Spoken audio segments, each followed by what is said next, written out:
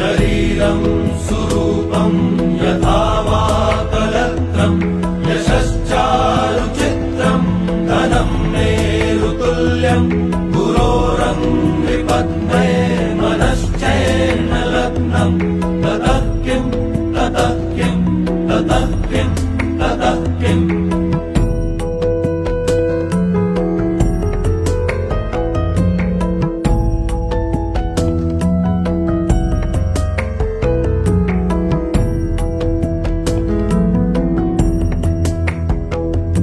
कलत्रं धनं पुत्रपौत्रादि सर्वं गृहं बान्धवाः सर्व